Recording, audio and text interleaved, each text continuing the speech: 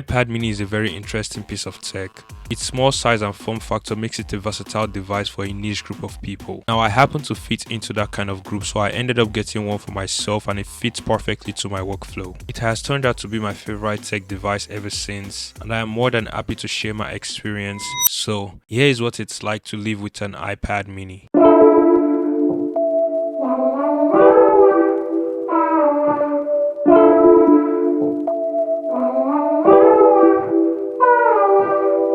So this is the iPad mini 6, which is 99% similar to the most recent iPad mini 7, and for me it's a device that I pick up a lot whenever I'm working on a new project. With its portable size, I always throw it in my messenger bag whenever I leave the house, just in case I need to get light work done like photo editing on Lightroom, or I might need to read a large document and even sign brand deals on the go, which I have been doing a lot recently. It's a very convenient device that handles most light day-to-day tasks and just an overall fun device to use. Now my unit is the base model iPad mini 6 with 16GB of storage and the A15 Bionic chip. You know, I was looking at the specs comparison between this and the iPad mini 7, and the only difference is the storage at 128GB, the A17 Pro Bionic chip, and the support of the new Apple Pencil Pro. Everything else is literally the same. The chips are even the same in terms of cores for the CPU, GPU, and the neural engine. I personally won't be needing any of the new features in the iPad mini 7 because I am using the USB-C Apple Pencil, and the Apple Intelligence is pretty much in all my other devices. Now the iPad mini is the perfect tablet for me because I primarily use it to track my video projects, checking off my scripts to keep up with every footage I need, and I find that it actually makes the job easier and fun. The reason for this is simply the form factor. The portability that the iPad mini offers gives so many use cases. With the display at 8.3 inches whilst weighing less than 1 pound, it's very light to pick up, fits in my palm, easy to carry along when I'm leaving the house at any time regardless of where I'm going. I like to call this the fun size. Using it while I'm in the studio working on these videos, it's very easy to read on the display as I keep track of all the footages I need. The text layout doesn't feel too cramped, making the job less overwhelming. Speaking of reading, I personally find the iPad mini to be the best device to read from. The display is not too small for text layout, nor is the device too big to be held with one hand. If you really enjoy reading a lot, this has to be the perfect iPad for you.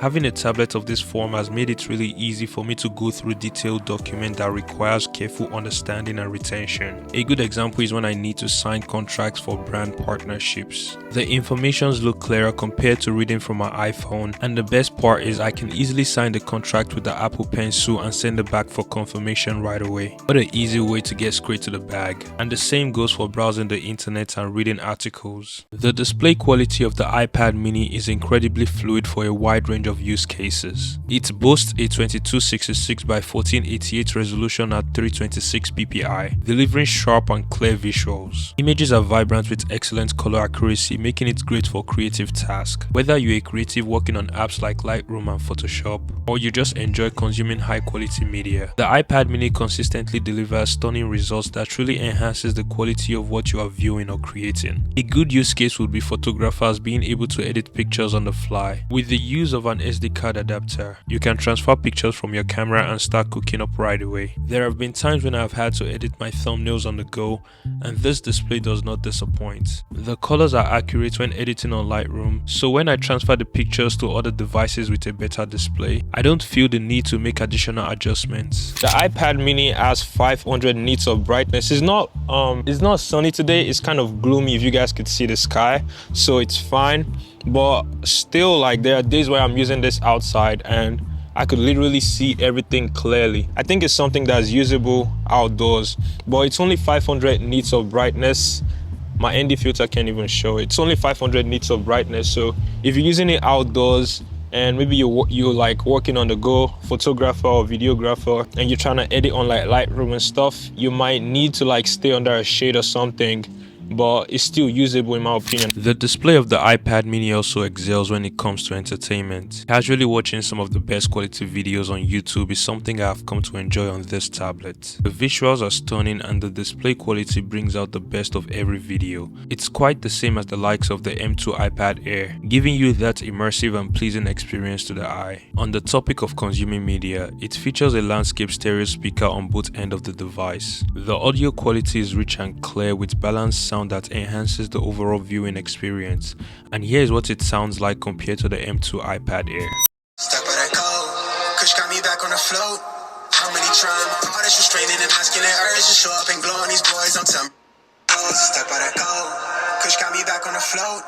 How many trying my hardest, restraining and masking their urge to show up and glow on these boys. I'm telling you. Now, the placement of the volume control is kind of in a weird spot in my opinion, but the reason why it's placed on the left corner in landscape mode is understandable considering the size. The Apple Pencil magnetic charger has occupied the entire top, and the power button that features Touch ID biometric is on the top left of the edge. So it only makes sense to have the volume control where it is to manage space properly with the speakers in between. The power button with biometric also works flawlessly. It's very snappy, giving me a quick access to the tablet every time I pick it up. The overall design of the body looks sleek, and it's actually very convenient to use with both hands as I multitask and navigate between different productivity apps. My setup for the iPad mini is very simple. I just have the Smart Folio case and the USB-C Apple Pencil, which is pretty much all I'm going to need to take full advantage of a tablet this small. The Smart Folio case holds the iPad in a sitting position when I'm watching videos, or for a more convenient position when I'm working on creative apps like Procreate, Lightroom, or productivity apps like Notion. The USB-C Apple Pencil has been an essential tool for note-taking on the iPad mini. Its responsiveness and precision makes writing feel natural, almost like putting pen on the paper. With apps like GoodNotes and the native iOS Notes app, the iPad mini transforms into the ultimate notebook, perfect for jotting down ideas, sketching and annotating documents. But honestly, when it comes to school-related notes, I prefer a larger tablet like the iPad Air or the 10th gen iPad because the larger screen makes studying easier. However, for my personal use, I rely on the iPad mini to organize my thoughts during brainstorming sessions or to outline my video scripts. The compact size of the iPad mini combined with the pencil makes it easy to take notes on the go, whether I'm in a coffee shop or in a meeting. The palm rejection feature works flawlessly, ensuring a smooth writing experience without accidental inputs. It's truly a game changer for anyone looking to stay organized and productive. Now, lots of people seem to have issue with the display limited to 60Hz. Some say having at least 90Hz will be great,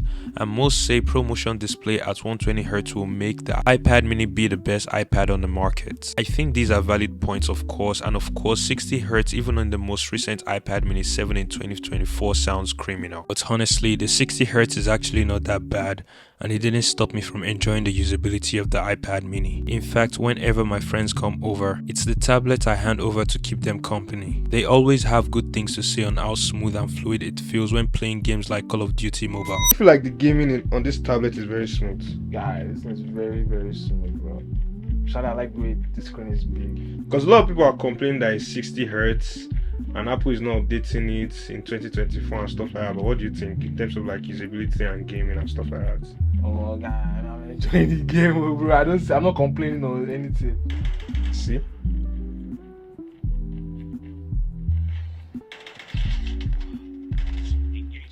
Ah! Did you kill it? Yeah, I need to go back up because I was like trying to avoid this guy. I know you scroll. Did you kill it?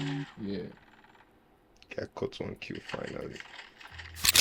Playing video games on the iPad mini is one of the most fun things to do on a tablet of this size. The graphics is sharp, clear and vibrant, and there's enough room to view the visual layout even with the use of the on-screen controller. The A15 Bionic chip ensures seamless performance, handling graphically demanding games with ease and no noticeable lag. Now, whilst a higher refresh rate will enhance the experience of a fast-paced game, the iPad mini's display and performance strikes a great balance, delivering a fun and visually engaging gaming experience. Alright, so with all the use cases most people might consider getting the iPad mini for, its efficiency in multitasking is very important. The A15 Bionic chip features a 6-core CPU, 2 for performance and 4 for efficiency, along with a 5-core GPU and a 16-core neural engine. In the real world, apps like Lightroom, Photoshop, Adobe Acrobat, and even mobile gaming can be demanding for a device of this size, but the A15 chip ensures smooth multitasking, letting you edit photos, annotate documents, and manage tasks at ease. For example, I often switch between task management apps like Notion and creative tools like Lightroom, and the workflow is seamless, no lag, no interruption, just smooth transitions. Plus, the device never gets uncomfortably warm, which is pretty impressive considering how much I push it. The cameras are also very impressive and more than enough for the most part. A perfect use case is online conference calls with a 12 megapixel ultra-wide front camera. It shoots at 1080p up to 60 fps and features center stage, which keeps me in frame even when I move around. It's a neat feature that looks clean and sharp. You can easily jump into a meeting whether at home or on the go as long as you are connected to a Wi-Fi network. It's a very convenient way to stay connected and professional without the need of extra gears. Alright, Joe, so this is the front-facing camera of the iPad mini. One thing you have to know is it doesn't support center stage with the default camera app. You're gonna have to use like Zoom or FaceTime or conference call apps and stuff like that to be able to use center stage, which kind of sucks. I feel like since the feature is there, the camera app should be able to use it. But yeah, this is the quality you get. I think it shoots at full HD in the front camera and 4K in the rear camera. So yeah, and this is what the audio quality also sounds like. The camera is right on this side. I don't know why. It should have been right here on the top, which is weird. The rear 12 megapixel camera shoots at 4K resolution, does a great job for casual photography, scanning documents, and even shooting quick video clips. While it's not meant to replace a dedicated camera or an iPhone, the quality is solid enough to handle like creative work or practical tasks. Now, I think the battery capability is the most important thing to consider when it comes to the iPad mini, especially because it is designed with portability in mind. Well, it really depends on how you use the device on a day-to-day basis. For instance, the battery drains quickly on days when I'm transferring footage using an SD adapter whilst working outside. However, for light work like task management, web browsing, or media consumption, I can go a couple days without charging since I only use it periodically. And on days when I'm using it heavily, like filming or working non-stop, it does hold up decently. Alright, so one of the most important part when it comes to the iPad mini is the battery life. I've been filming this video for the most part since yesterday. Like about 60% of the video I started filming since yesterday, and I haven't charged it. I think I charged it around yesterday evening. So let's check what the battery is talking about right now. So right now it says 5%. I don't know if you guys could see that, and boom, so this is the battery uses. So we as you guys could see, the last charge was 5 p.m. yesterday, and since then I've had about 5 hours of screen on time, technically since this morning. Basically, you guys understand what I mean? So yeah, for the most part I use YouTube, so that's media consumption, YouTube, and then the Notes app, the Good Notes, Lightroom, Notion, Epidemic Sound, and stuff like that. So I think the battery life is decent. I think it has a very decent battery capacity. 5 hours of screen on time, of which 50% was being used by YouTube, which means I was just playing videos for like a long time. So that's actually decent. But in my opinion, according to Apple, what they talked about with the iPad mini, I think they said about 8 hours of web browsing or something like that. You are not gonna get that. If I was just using like note taking and signing documents and creative tasks, it's probably gonna last like more than a long day. And most of the time I don't even play YouTube videos for that long, so I could use it for like 2 days without charging it. But it has a decent battery life in my opinion. So yeah, iPad mini, good battery. I have really never had to worry about charging because of the USB-C ports. It's the same with all my other devices, making it super convenient to carry one charger for everything. Plus, it supports USB 3.0 with a transfer speed of 5 GB per second. This is great for quick file transfers, and it also works as a display port for external monitors. Not sure if anyone would want to power a monitor with an iPad mini, but it's there. Overall, the iPad mini delivers one of the best experience for a compact tablet. I highly recommend it for anyone looking for a portable companion alongside a smartphone with a mobile hotspot. Personally, I avoid social media and entertainment apps on this tablet to stay focused on my task, and it's definitely one of the most used tech devices in my daily workflow. As usual, if you guys like this video, please make sure to like, comment, and subscribe, and I'll see you guys on the next one.